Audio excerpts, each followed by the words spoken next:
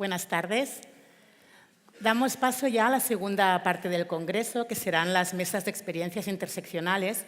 Concretamente, la mesa que estamos trabajando ahora mismo recibe el nombre de Buscando sinergias, experiencias y retos en el cruce de los ejes de desigualdad. Para trabajar esta temática nos acompañan tres personas, que aquí ahora os presentaré. La primera tengo a mi lado a Teresa Ramos, que viene representando al Ayuntamiento de Cascais, de Portugal. A su lado tenemos a Florencio Chicote, que es técnico del Senado de Berlín, en Alemania, y Patrizia Ottone, que viene del Ayuntamiento de Turín, de Italia.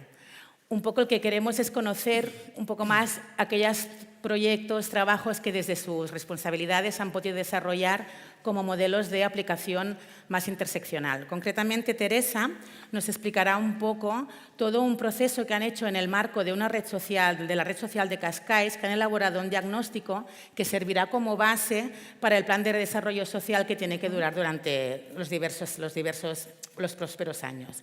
Esta investigación lo que ha hecho ha sido un análisis de la cohesión social en relación a diferentes ámbitos como ocupación, cultura, salud, educación, y han intentado cruzar todos estos ejes de desigualdad teniendo muy presente la población más vulnerable y teniendo presente los diferentes ejes de desigualdad que pueden cruzarlos. En el caso de Florencio, que viene del Senado de Berlín, como os comentaba, ellos han trabajado diferentes proyectos relacionados con el LGTBI y lo que han hecho ha sido trabajar toda esta heterogeneidad de este grupo cruzando diferentes ejes como serían edad, origen, clase social. La voluntad ha sido un poco también interpelar a los movimientos sociales para que ellos mismos también vean, ¿no?, cuál puede ser su incidencia en estos ejes de desigualdad. Y han buscado también que en el financiamiento público que la Administración, en este caso el Senado de Berlín, hace a las entidades, ha tenido presente también que las entidades puedan tener estos ejes de desigualdad, ¿no?, que los tengan presentes.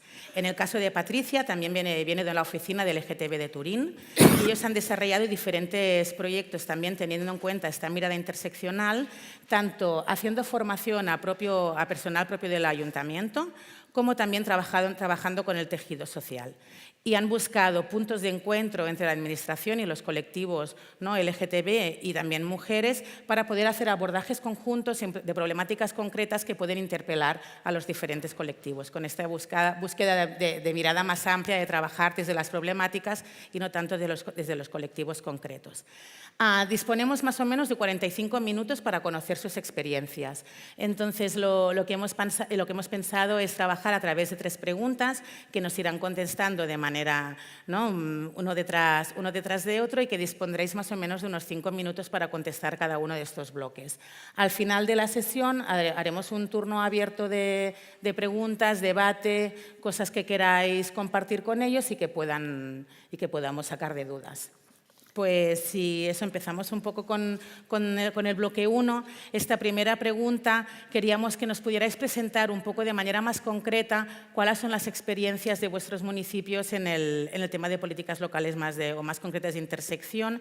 Y en el caso tuyo de Teresa, queríamos que nos pudieras explicar cómo habéis integrado los diferentes ejes de desigualdad en esta elaboración del diagnóstico que será previo al desarrollo del plan de desarrollo social. Okay.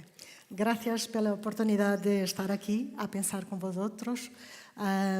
Eu vou falar espanhol, eu vou falar inglês,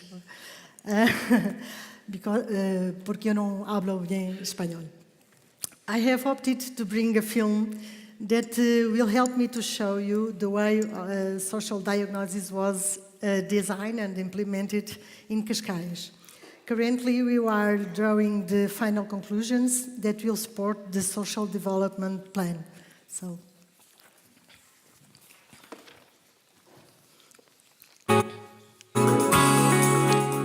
Cascais' social network is a local governance structure that integrates over 100 of the county's organizations that intervene in the social and health sectors, promoting inclusion, territorial and social cohesion. Each of those, within their respective fields, has inside knowledge on the problems and specific needs of the county. The social diagnoses conducted by the network are valuable strategic instruments to be implemented in the field, contributing to the articulation and optimization of responses to foster new ways of action. Cascais' social diagnosis adopted the Council of Europe's cohesion model. It allows for an integrated and cross-sectorial reading of existing needs and an analysis of the accomplishments and what needs to be accomplished when it comes to social cohesion in the various fields and social groups. Social cohesion expresses itself in a society's ability to ensure the welfare of all its members, minimizing disparities and avoiding polarization. It includes 4 welfare areas: equity of rights, the recognition of each individual and their dignity, autonomy and personal fulfillment, and the opportunity to act as a full member of society. It's up to all parties concerned to assure everyone's welfare within shared social responsibility. This model allows for an analysis not only of the cohesion's visible aspects, but also of its intangible dimensions, such as trust and social ties that influence everyone's welfare. We can demonstrate it using a tree that mirrors the interaction between its key dimensions and that of these and the strategic goals of social cohesion. The treetop, the most visible area, is the manifestation of a community's general condition. The trunk and branches represent the actors and their actions within a context of shared responsibility to oversee everyone's welfare. Here, the actions of the actors should be analysed, as well as their contribution to social cohesion. The roots reflect the intangible factors or invisible components, basic ingredients that sustain community life. From this perspective of social cohesion, the social diagnostic was conducted through 4 studies, which strive to understand Cascais' level of social cohesion.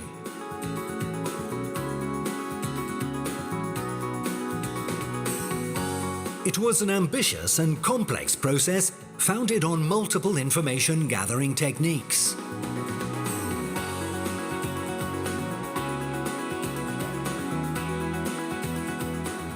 Its organization favored knowledge shared by the various actors. Os desafios agora são levados para cada freguesia, porque eram dados que nós desconhecíamos e que muitas vezes eram importantes nas nossas intervenções, porque não tínhamos tempo de fazer esta investigação que foi feita. A partir daqui, eu acho que temos que olhar sempre para estes dados para a partir da nossa ação e ser mais realista e ir mais de encontro às necessidades e aos desafios. Nós agora não podemos dizer que já não conhecemos ou que não sabíamos, porque os dados estão do nosso lado, colocaram-nos os dados em cima da mesa e, portanto, agora temos que apelar à nossa criatividade e à nossa inovação, capacidade de inovar para poder resolver as questões que se nos colocam.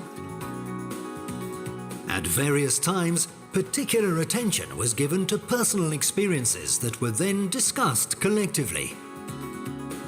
Pareceu-me interessante, as pessoas tiveram vontade de contar algumas histórias que não atrapalharam nada, trouxeram mais-valia à informação que era necessário obter e neste momento parece-me a mim que seria importante fazer continuar aquilo que começámos agora. Achei muito importante porque deu para nós discutirmos as ideias entre nós, um ao outro, perceber o que é que cada um tem a dizer ao outro e as ideias que nós transmitimos um ao outro, percebemos os problemas que cada um passou e viveu e o ponto de vista com que cada um de nós viu ou vê. Deu para perceber isso tudo e acho muito importante.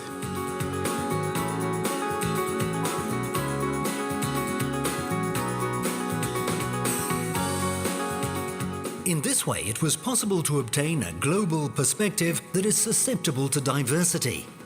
It was also closer to the people's way of life and creates a greater sense of belonging.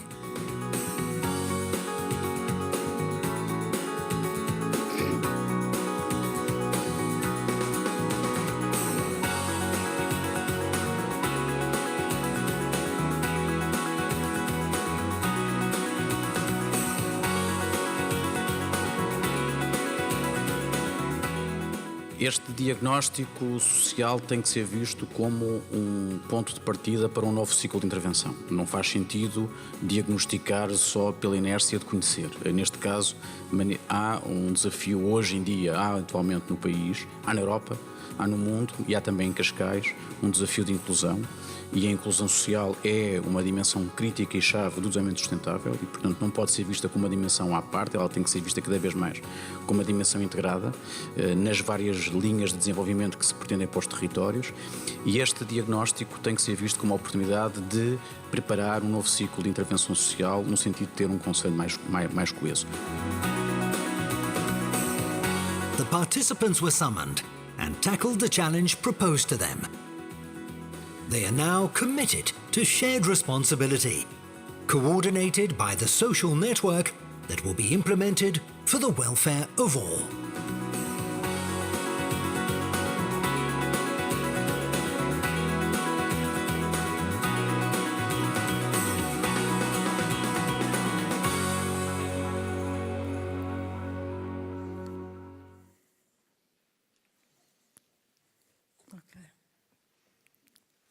Can you put the PowerPoint?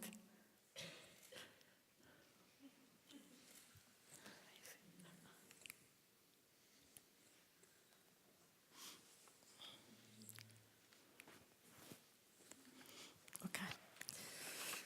As you saw on the film, Cascais Social Diagnosis used the 2005 Council of Europe conceptual model in order to analyze and assess social cohesion, which adopts a matrix logic. It adopts 4 fundamental aspects: equality, dignity, autonomy, and participation.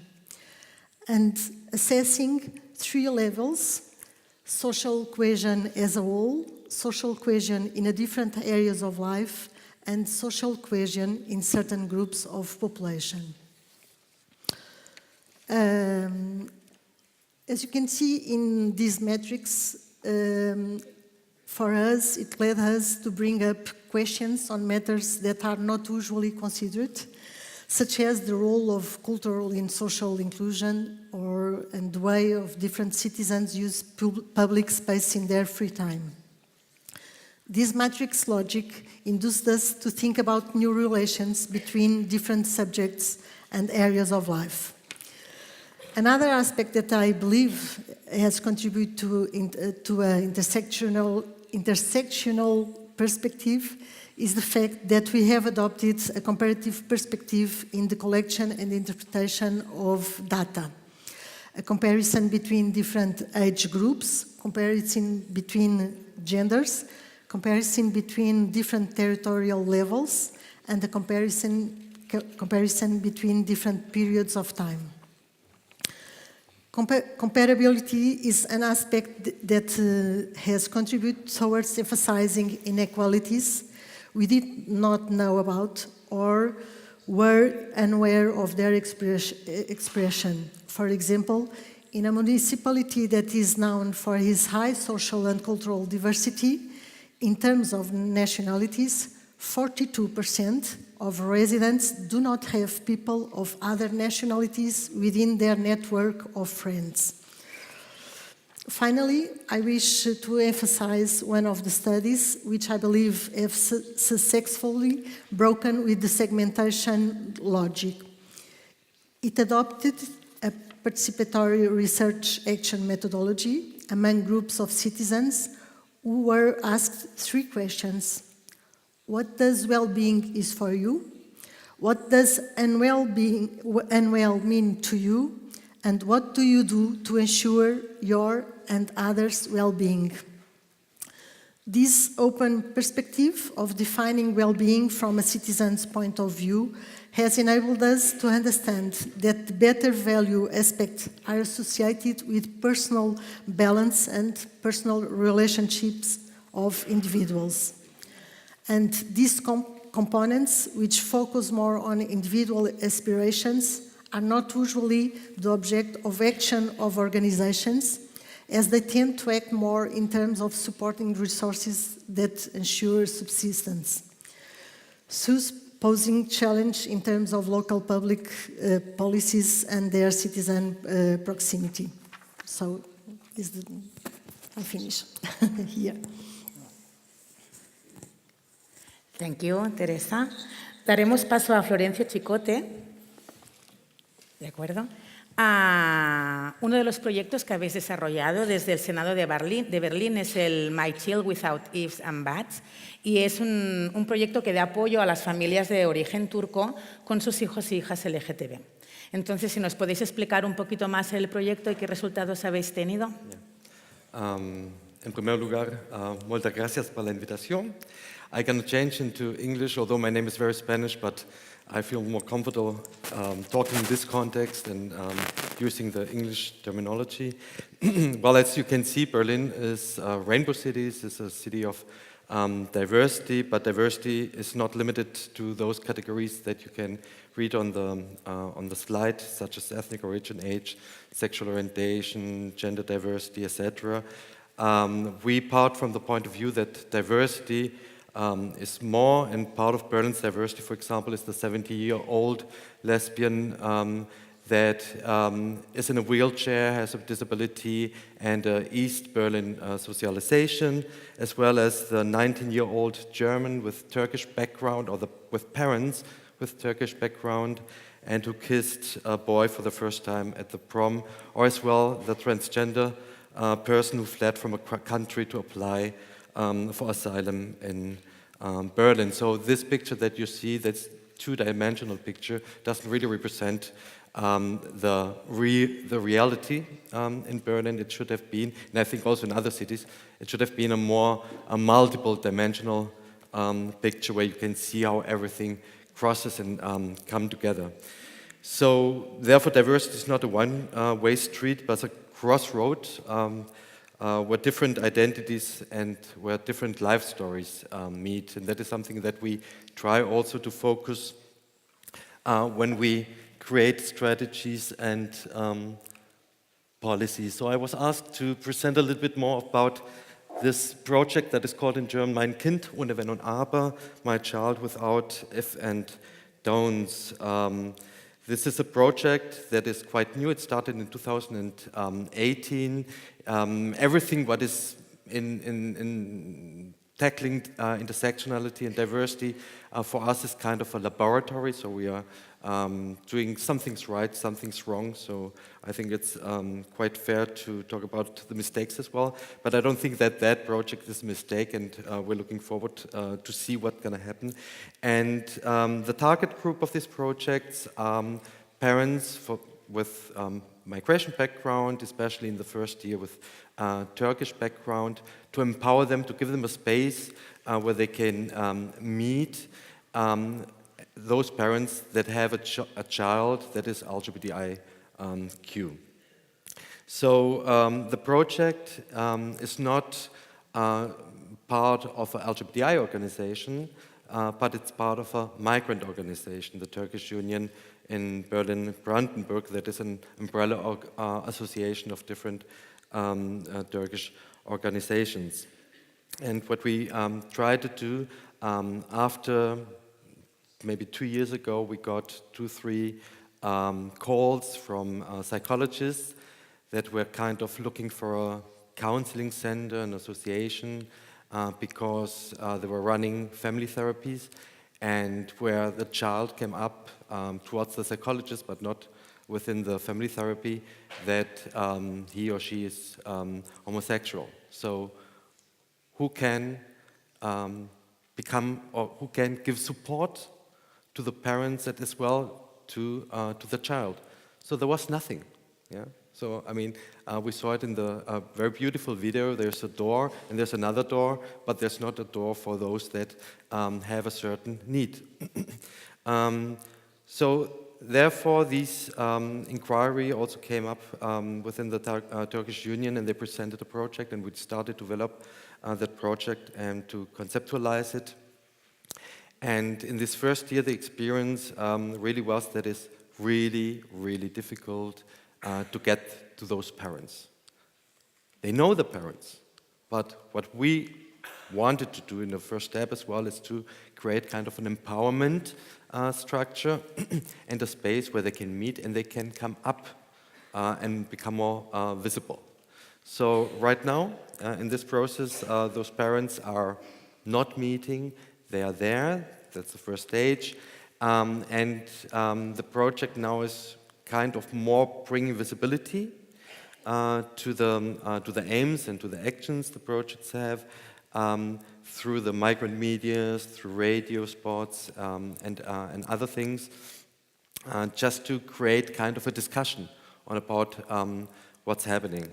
And in the second step, the project gonna open up this year also towards other migrant organizations, and was maybe to finish here as well, when they did the first kind of little conference, and they invited different cooperation partners, such as the parents' organizations of migrants with Turkish backgrounds, or the different organizations in that field.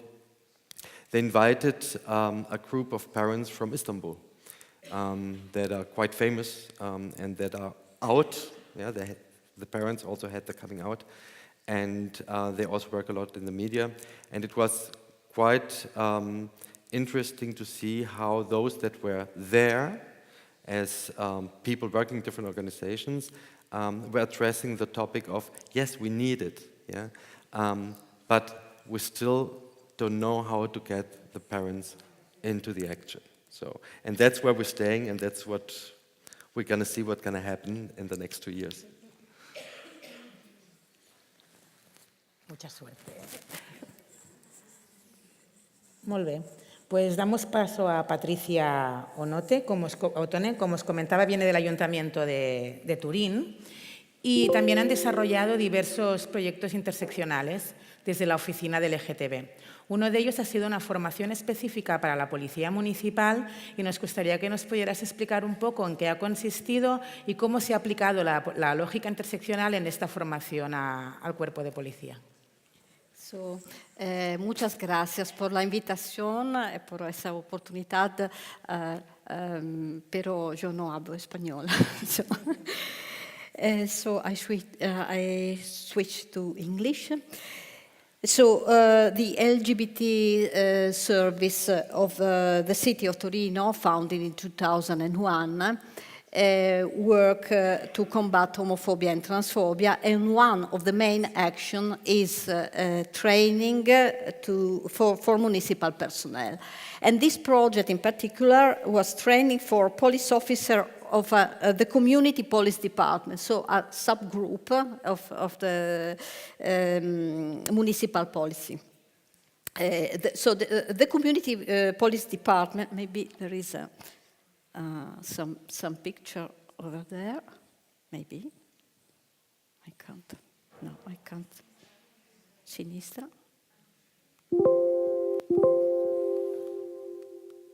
Oh, it doesn't matter.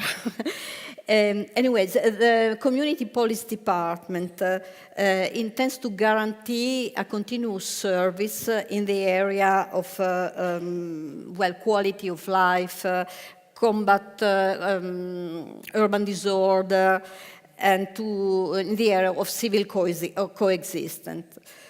So they work in school with the schools and with the teachers.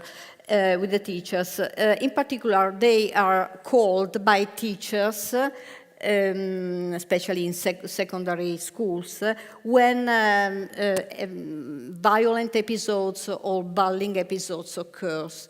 And in these cases, they propose to the classroom a restorative justice process to both empower the victim and to help the perpetrators to overcome his or her issues. So this is the general approach of the community police department. So they do not come across LGBT issues so frequently. But it happens that in some cases they are confronted with truancy, so early school leaving by youngsters due to homophobic or transphobic episodes. So these officers need specific competence on LGBT issues. That's why the Community Police Department asked us, LGBT office, to offer a specific training on LGBT issues. And in autumn 2017, a 12 hours training module divided into 2 days was implemented for the 56 police officers of the Community Police Department. And the content were sexual identity, but stereotypes and prejudices, hate speech, homophobic and transphobic bullying.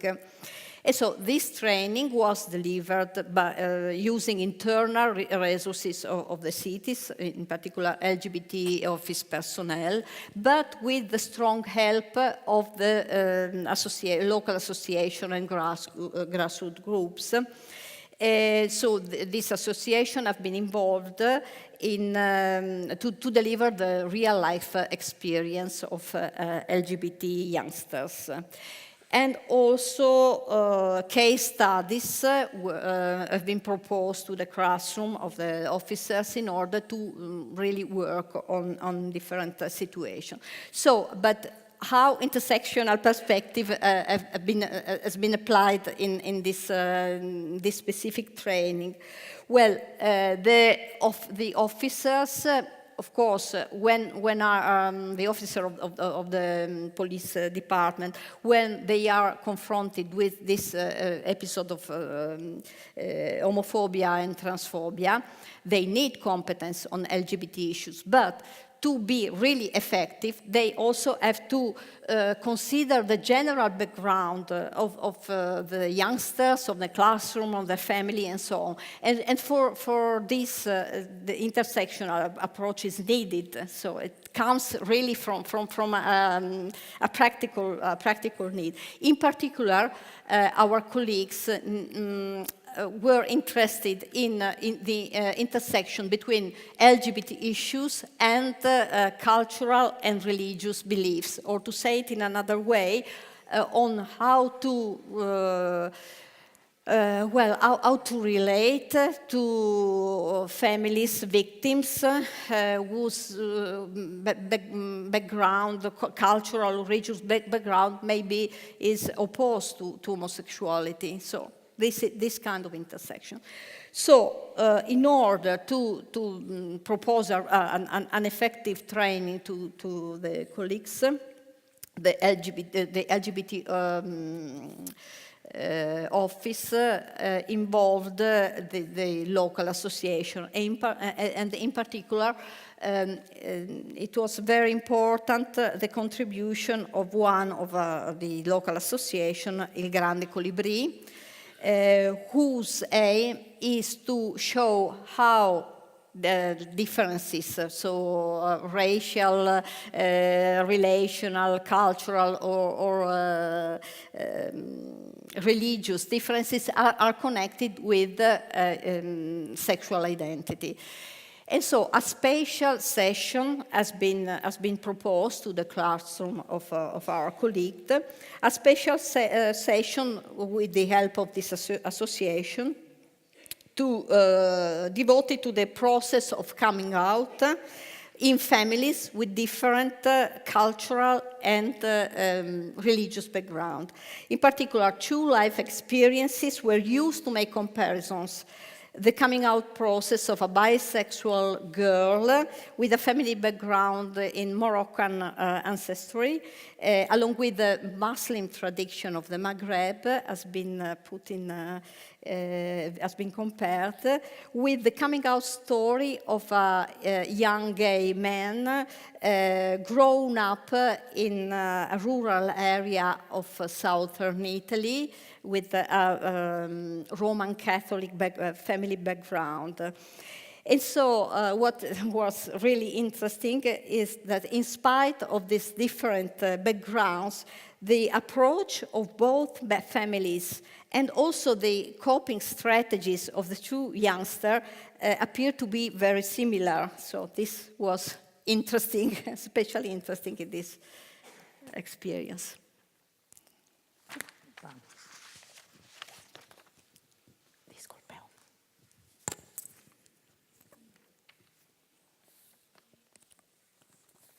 Gracias, Patricia.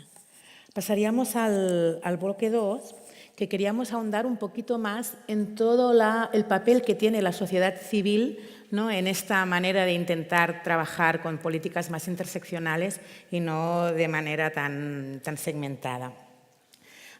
Si nos pudierais explicar un poquito desde vuestra experiencia, de entrada saltaríamos a Florencio para esta pregunta y queríamos que nos pudieras explicar cómo habéis desarrollado, ¿no?, una herramienta de seguimiento de que estos fondos públicos, ¿no?, que otorgáis a las entidades puedan ser también validados desde este enfoque interseccional. Y nos puedes explicar un poquito cómo ha funcionado y qué efectos ha tenido en las propias asociaciones este hecho de tener que repensarse, ¿no?, desde esta perspectiva interseccional. Yeah. I think our experience in general, before I answer your question, I think the context is always important. So the role of civil society is a very, very important role in tackling the actions or tackling the approach of intersectionality. You have those that are privileged because they're part of the mainstream, but you also have those movements and organizations that are battling for becoming part of the mainstream as well. So, and especially those are helping us to create more an intersectional approach. And the question is how to make intersectionality as a quality standard, yeah, in the way we create actions, in the way we create policies. So, what was not mentioned is that I'm the head of the LGBTI division within the Department for Non-Discrimination. So we exist since 1989, and we have over 2 million euros on funding every year. So there's lots of money that we distribute for different actions and organizations, and what Emilia Roggi said, that tackling intersectionality at the same time is also tackling power structures. Yeah? So it starts there as well, that we are starting, or we started as well already, to analyze who are the actors, who has expertise as well from an intersectional point of view, and etc. And if you see here in the slide, we're tackling different areas. And the big challenge is every day to look on what does it mean to put the intersectional approach on it when it comes to the actions and when it comes to the funding that we have, as well campaigns, etc. So one of the main objectives, or first the strategies, when we put intersectionality into actions, is that it has to become a quality standard within the general funding policy. That is one point that we're very aware of it, that funding of diverse organizations and promoting cooperation is necessary, that we also have to appoint very specific intersectional actions and ensure visibility. I think one of the points that was not mentioned before in the debates before the presentations, that I think visibility is a very crucial aspect when it comes to intersectionality. So within these strategies, we have developed several tools. It's a laboratory.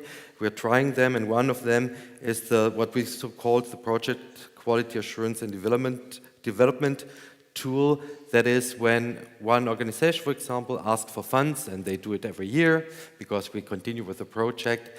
In the project proposal, we have a form for the project proposal. Within this form, we ask them to describe the diversity characteristics of the funding, of the actions first. And what we do as well is to set every year for all the organizations that gets fundings from our department, we set or we define an annual topic. Yeah? And this annual topic, for example, disabilities, yeah? Or barrier-free spaces, yeah? They have to integrate it in the project proposal. It can be with a little small action, yeah? But it has to be visible and it has to be an action that is linked to the other actions. We change every year the topic. One topic was interculturality. Yeah? So one topic was situation of refugees. Yeah? So with this instrument, we try that the organizations are starting to think different and to put it into the actions. At the end of the year, when they have to report, we have another form, and we ask specifically how did they roll out those actions depending on the funding. And another aspect that is linked to this instrument is that we do every year kind of a meeting where all the projects have to participate, yeah? And it's kind of a workshop.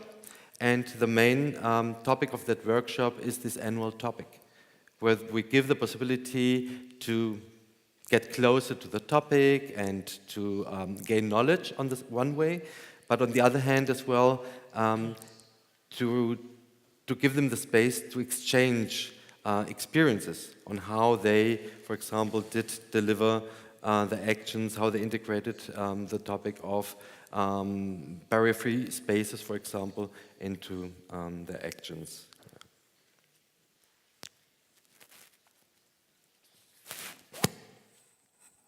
Patricia, seguimos contigo. Otro de los proyectos que se ha desarrollado en Torino ha sido un trabajo entre asociaciones de mujeres y asociaciones LGTB para tratar temas concretos, ¿no?, que unen a los dos colectivos, ¿no?, como podría ser la violencia de género. ¿Puedes explicarnos un poquito cómo ha funcionado esta experiencia? Sí. So it was a project for meeting spaces for joint approaches to violence against cis and transgender women. So it wasn't, as was in the case of the project with the Community Policy Department, the urgency of intersectionality emerged from practical needs, from a real practical situation. So in 2017, our colleagues of the anti-violence centers of the city asked us for suggestions to help transsexual women subjected to partner violence. So these colleagues recognized that the person in that case was subjected to simultaneous violence as a transsexual and as a woman. But the officers recognized that they have been trained to work with cis women, and they felt a lack of expertise in working in the work with transgender women suffering gender violence. That's why I asked for suggestion or training. So the LGBT office organized and delivered a training course for these colleagues with different aspects of transsexualism and transgenderism, and by approaching the gender-based violence from an intersectional point of view instead of an identity one, so women and LGBT people, so trying to overcome this identity point of view. So following this positive cooperation with the officer of the Anti-Violence Center, and considering also the proximity of the two international days falling on November. So the Transgender Day of Remembrance, 20th of November, and the International Day for the Elimination of Violence Against Women, 25th of November. So on November 2017, the city of Torino decided to organize a public meeting, so for a general public as well, a public meeting on the root causes of violence against women and violence against all individuals and who suffer are stigmatized for their sexual identity. So the idea was to counteract gender-based violence.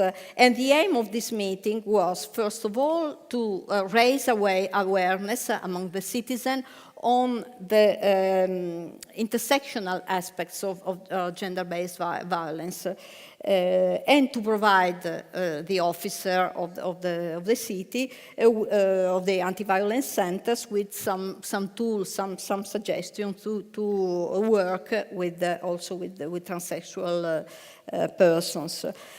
So during this public meeting, there has been analysis with the help of experts of different disciplinary areas on how heterosexist stereotypes form a building blocks of this pyramid of hate. But also other themes were the representation of the cultural model of cis and transgender women's body in the media. Also, the psychological aspects and relational dynamics in different form of gender-based violence, and the storytelling of the experience of a transgender woman confronting the gender-based violence. So this public meeting was organized by the City of Torino Youth and Equal Opportunities Department, but in cooperation with two main network of local associations. So one is the Turin Pride Coordination Board, which is an umbrella association composed by grassroots groups, LGBT grassroots groups, and another network, City of Torino Coordination Board of Grassroots Association Fighting Violence Against Women, which is composed by feminist organization, feminist local group combating violence against women. So these two were the two boards.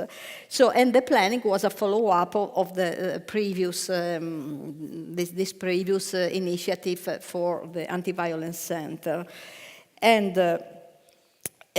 so the idea was to propose an intersectional point of view on gender-based violence. So the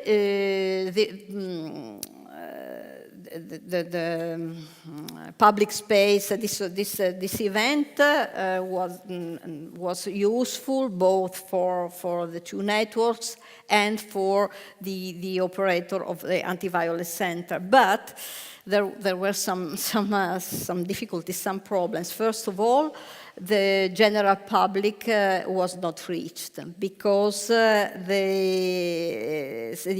audience was not so large. It was composed mainly by activists of the two networks and social workers of the area of gender-based violence. And the other problem, the other difficulty was that the two networks rarely cooperate one to each other, and it has not been easy to bring them to work together. One reason for us, at least one of the reasons, is that of this poor cooperation is that it is a challenge to overcome their own specific identity perspective and embrace an intersectional vision. So there is some work has to be done. So. Muy bien. Daríamos paso ya a la última pregunta, que os la hago abierta y responded como mejor os sea en cuanto a orden, ¿vale? Y sí que queríamos saber y preguntaros cuáles no pueden ser elementos facilitadores o elementos que obstaculizan, ¿no?, desde vuestra experiencia, el tema de cómo aplicar esta perspectiva interseccional en estas políticas públicas. Sí, tú misma, Teresa. Sí.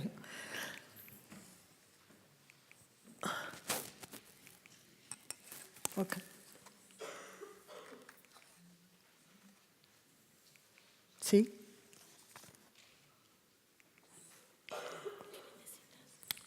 Un PowerPoint. No, it's no problem.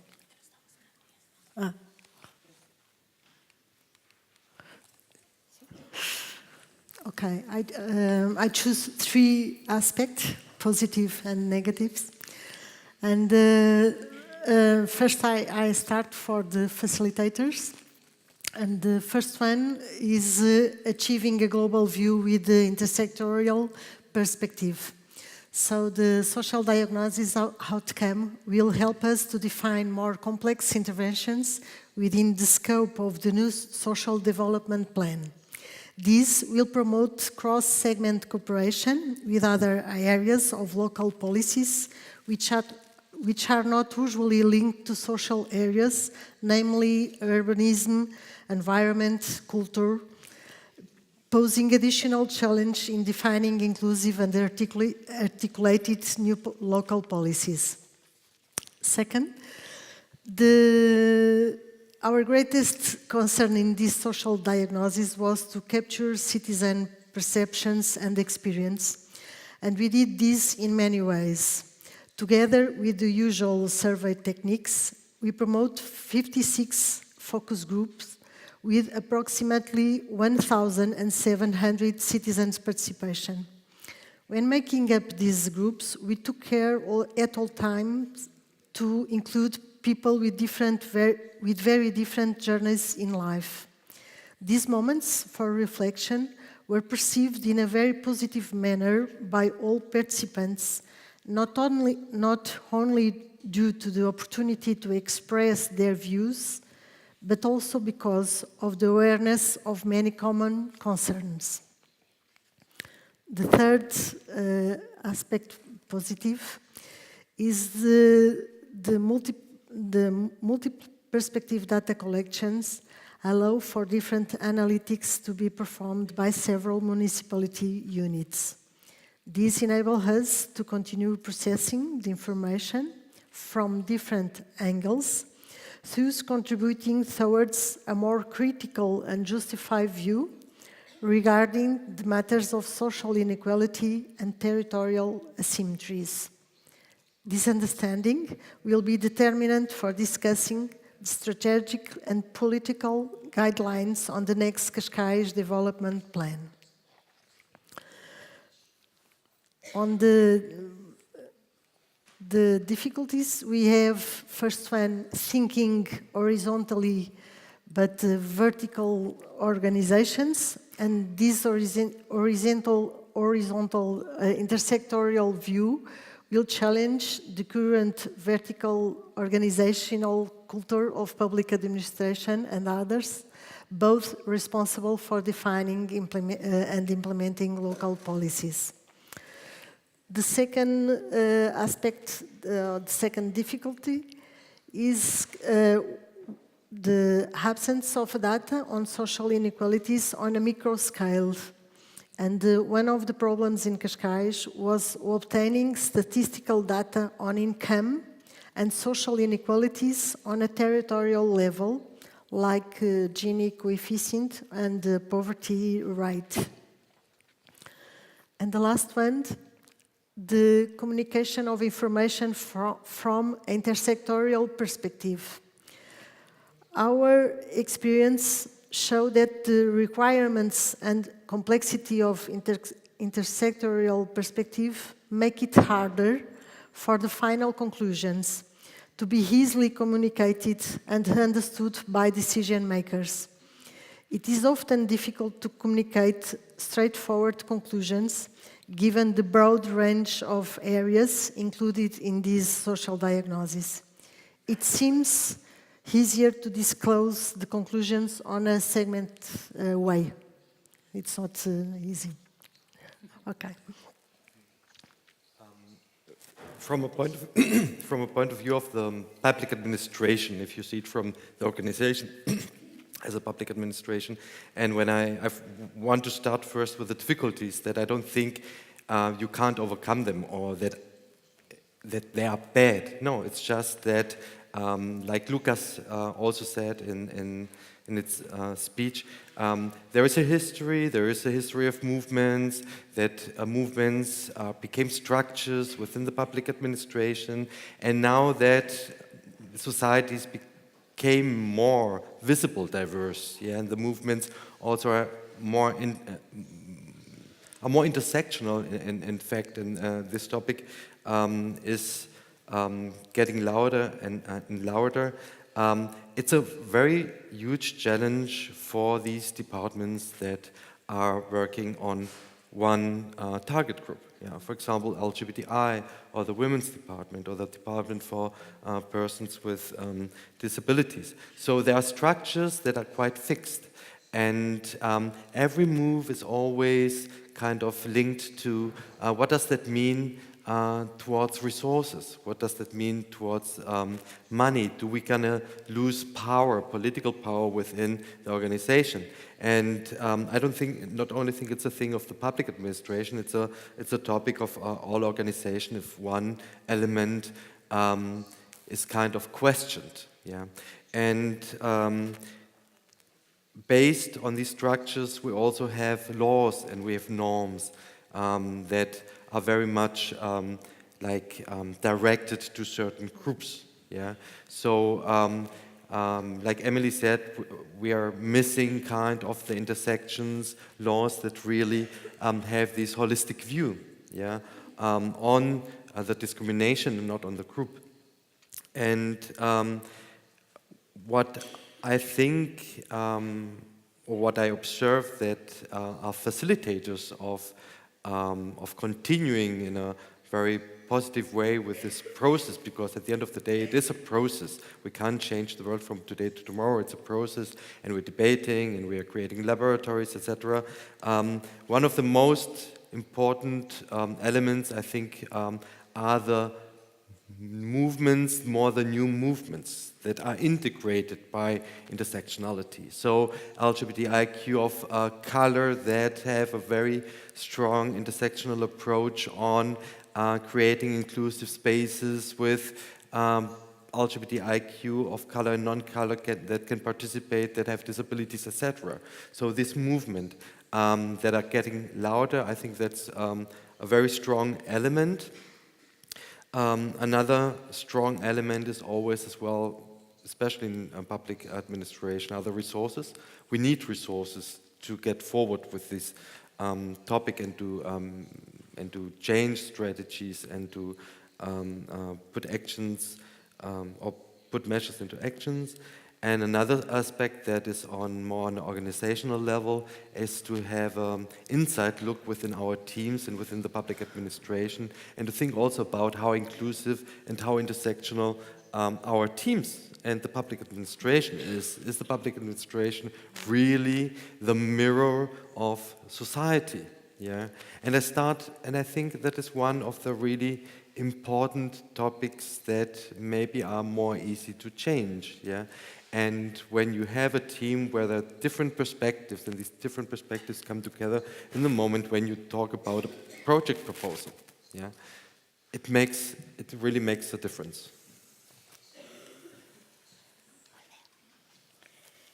So to speak about facilitators, starting to speaking about facilitators, well, I would say that a methodology can be facilitating. So a methodology of working among different services in the public administration can work as a facilitator. For instance, having a pilot group in a process during many years working, for instance, on LGBT issues. A pilot group composed by representatives from different services. Well, this has been very useful, for instance, for implementing this training with the Community Policy Department. And this can be a facilitating methodology useful not only for LGBT issues, because this methodology now is going to be applied for different aspects of different issues. So this is one point. But we recognized that the same actors can be facilitators and obstacles at the same time. And for instance, local associations and groups, of course, are really important because they are volunteers. They offer their service without resources, without using public resources. So they are very important in this training because they bring real life and also in some cases experiences of simultaneous discrimination to the classroom, and this are really a strong impact.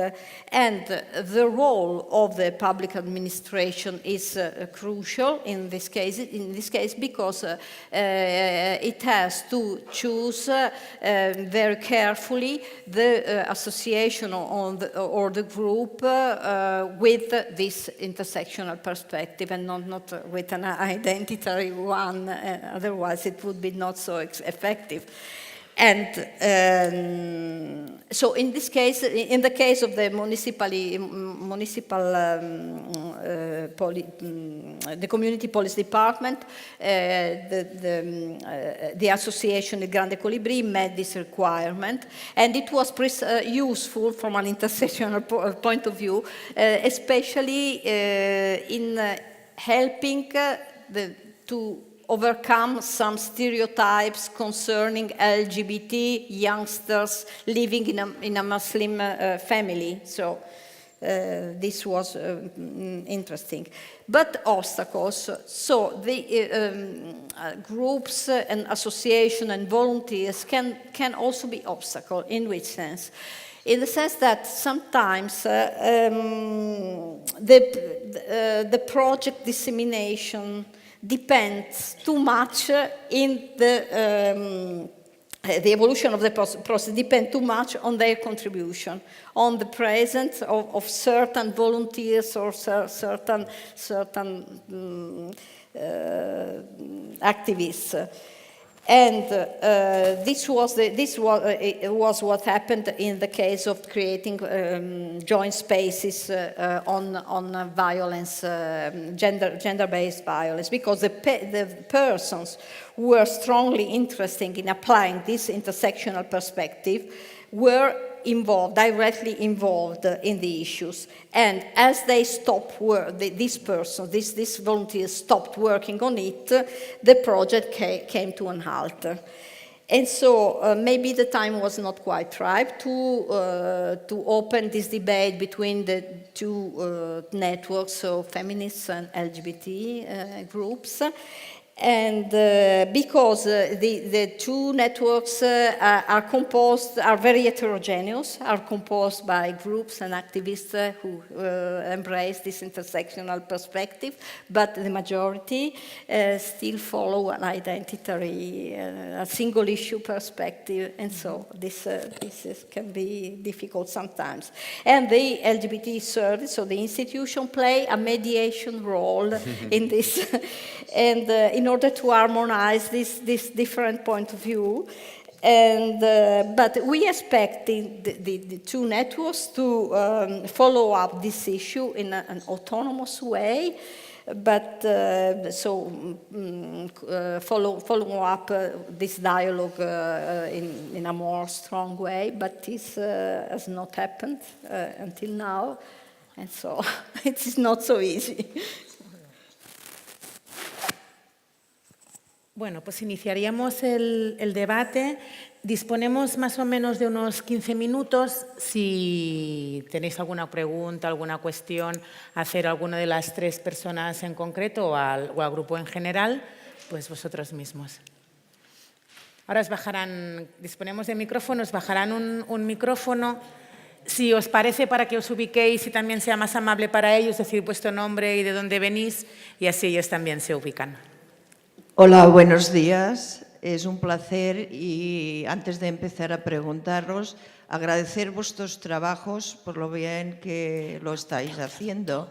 Y mi pregunta, primero, yo soy Isabel, ya estoy jubilada, por lo tanto tengo un camino de sufrimiento y de alegrías en algunos momentos, pero ese largo recorrido y de preocupación es que al venir aquí, pienso yo 40 años atrás, cuando estábamos en España, que todas esas personas eran perseguidas y encarceladas, que hoy podamos estar aquí debatiendo y haciendo trabajos que yo creo que, si no a corto plazo, a largo plazo tienen que dar resultado.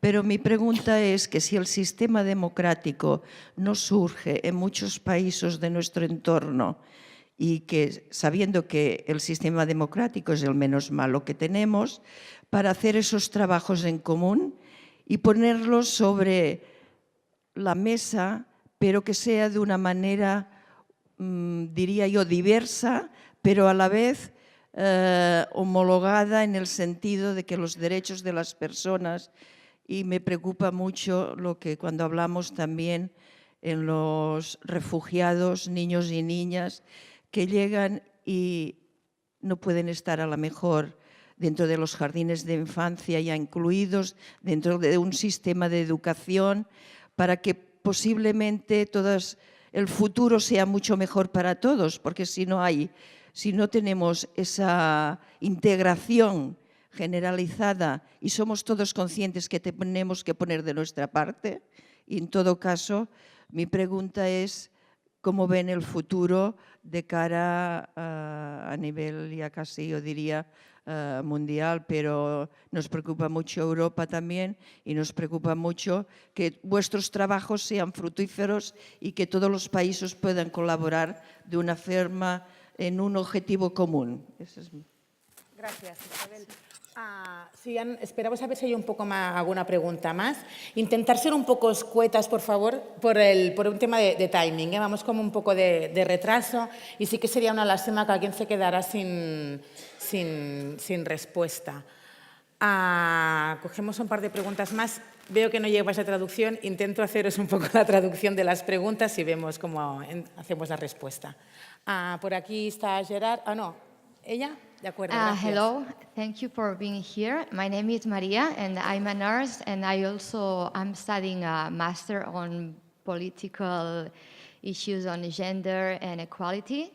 So I think this is very interesting. And my question is, the first one is for Teresa Ramos, that I think your project is very interesting, but I don't understand why you didn't include LGBT people when you were describing the points you mentioned people, vulnerable people, and there were elderly people, children, migrants, women, and people with disabilities, and I wonder why there's not LGBT collective.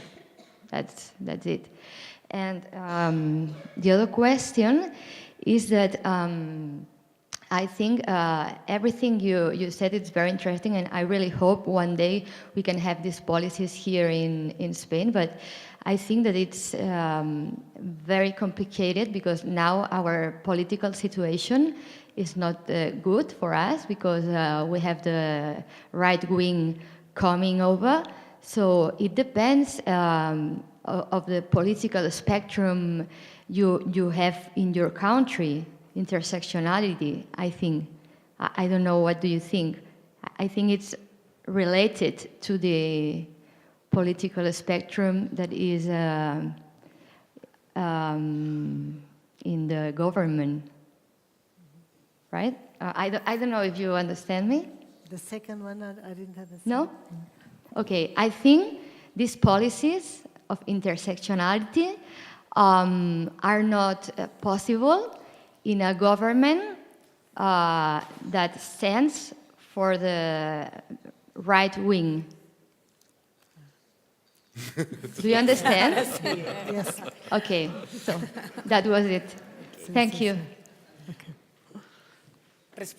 Mira, por ahí hay otras y hacemos la pregunta de ahí arriba y os parece si empezamos el turno de respuestas. Hi, hello. I'm not from this geopolitical context, Europe, I mean, and it really calls my attention a bit back, not particularly of your projects, on how is it that a concept like intersectionality can get a place, first of all, in political political publics. You know, from where I come from, I see it so far away. So I would be really interested on listening. How is it that in your particular context, your countries, cities, and how do you think intersectionality got a place for us to be talking about it? That for one side, and for the other one, how is it that you see that, again, intersectionality in a public or governmental place can also, for like Lucas was saying before, like keeping the alliances? How is it that you can keep a relationship with associations or organizations of the civil society, you know? Like keep it to the ground? Like a concept like this cannot only be up there. So how is it that you can manage that on your particular projects? Who can?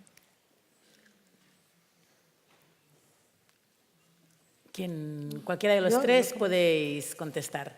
Sí. Voy a intentar hablar español, puede ser. Nós habíamos adotado o modelo do Conselho de Europa de coesão social. Os grupos que estão definido por lo modelo. E há o grupo de minorias. Para nós, ha sido muito difícil aplicar inquéritos, survey, questionários, para recolher informação por gitanos. Em Portugal não é possível de recolher essa informação. Donc, we respect the typology, os grupos do modelo. E são grupos que são considerados vulneráveis ao longo do tempo dos acessos aos direitos humanos.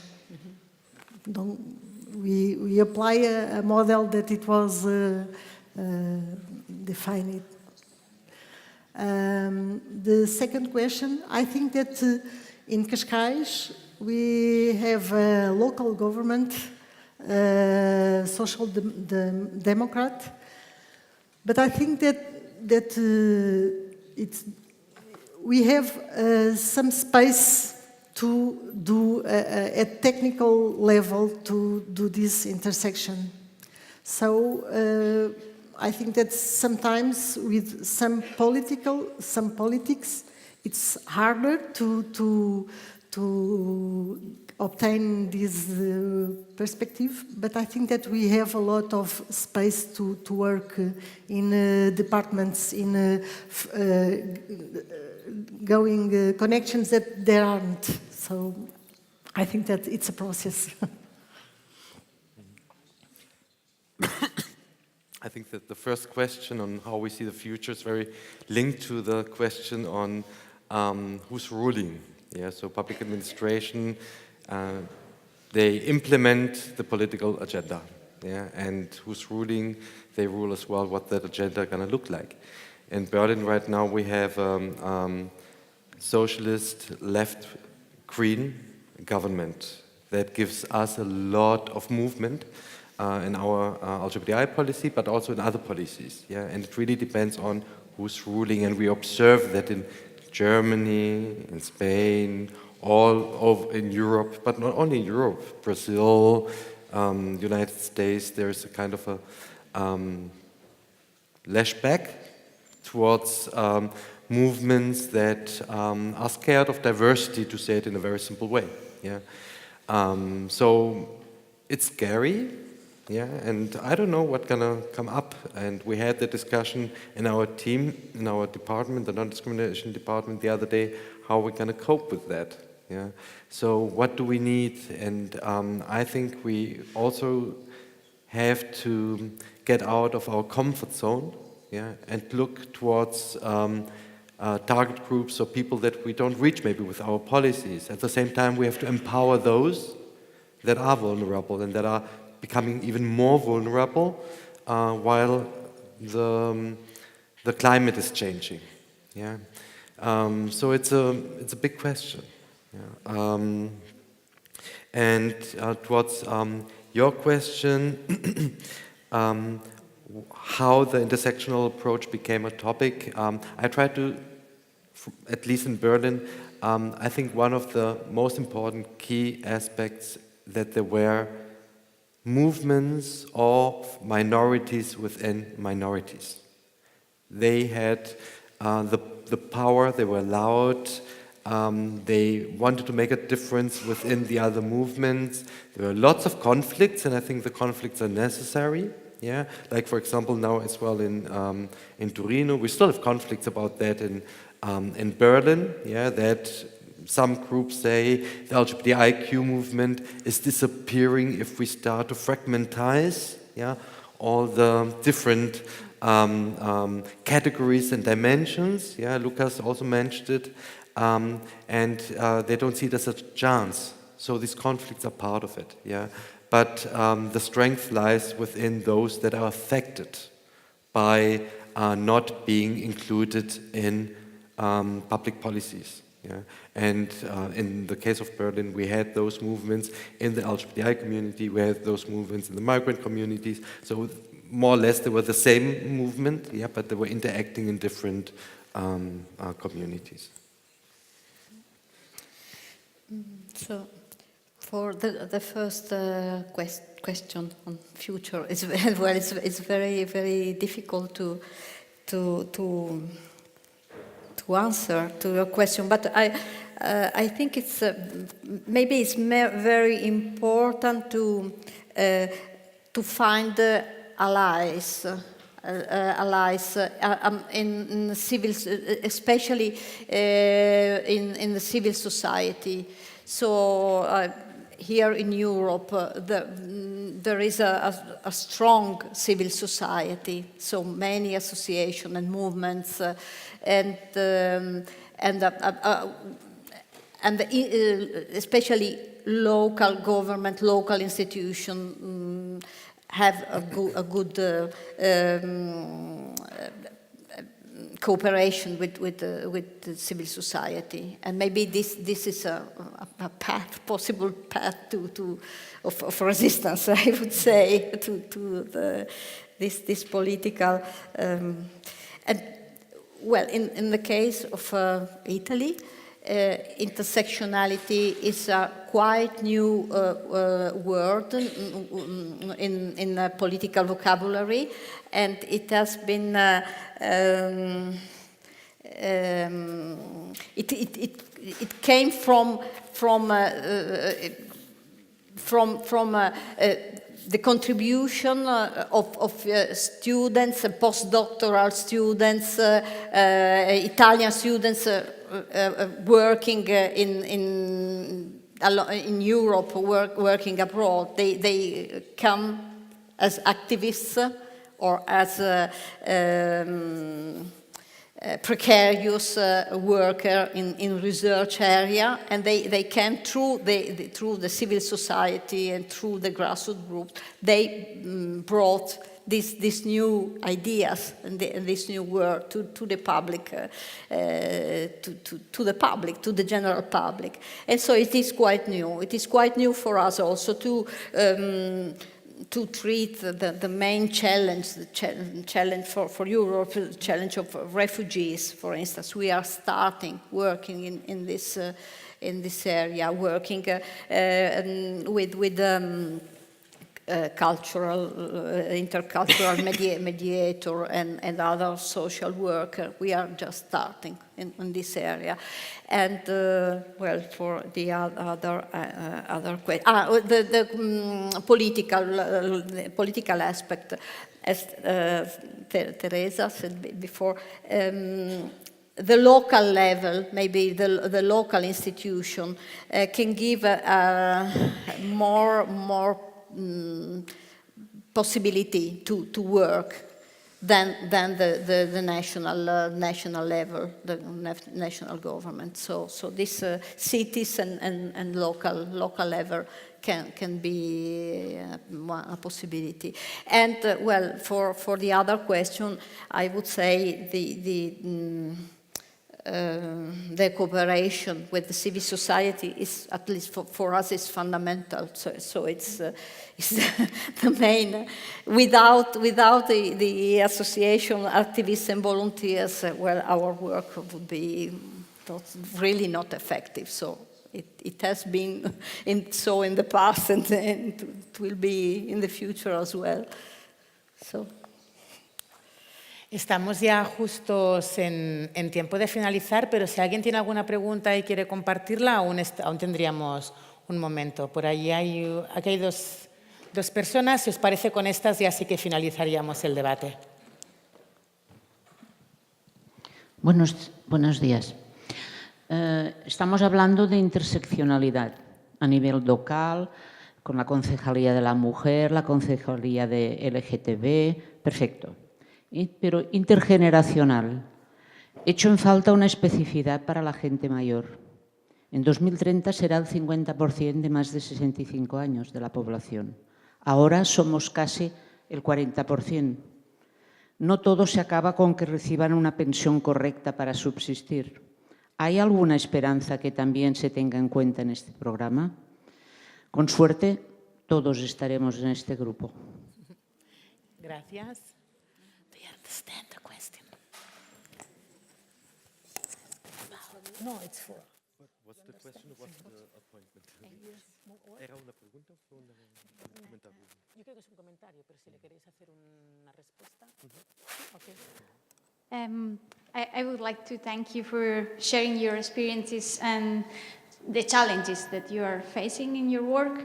And my question is a very specific one, and is related to the organization of the people that work in these programs. So my question is this personal fixed term or will go away with the next electoral change? I mean, is this approach something that will last after the election or will go away? Thanks.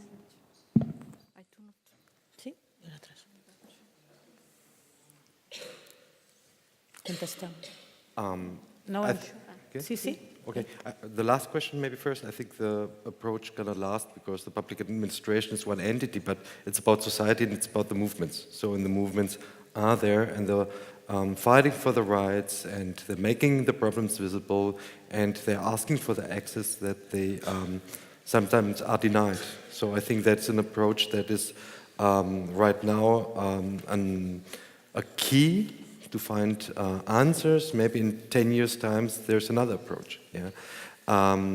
Regarding the comment, yes, we were talking about LGBTI policies, but we were talking about in general as well about all these dimensions. So, and you're totally right if you say that age is one factor that is very linked to the socio-economical status. Yeah. within the LGBTI community as well, that is becoming now visible within the LGBTI community because it was not before. Like you said, those that are now in a very vulnerable state is also because they were victims of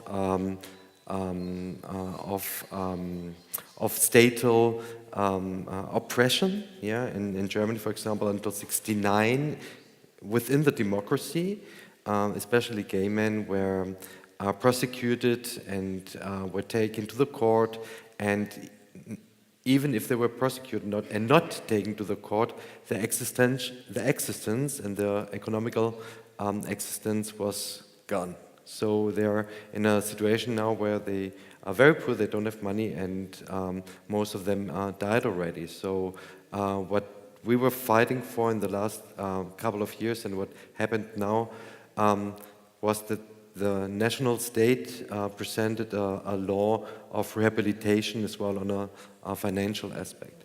And age is something that all of us, we're gonna be aging the whole time. So this part of vulnerability is a very, very essential part of us. And we do have programs as well within the LGBTI policy that are focusing on age. And from my observation, it's a big difference. You can't say LGBT and age.